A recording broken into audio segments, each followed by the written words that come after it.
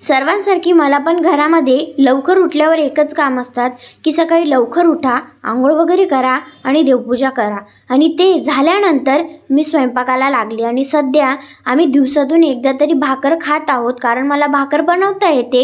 त्यासाठी कंटाळा न करता मी भाकर बनवायला घेते.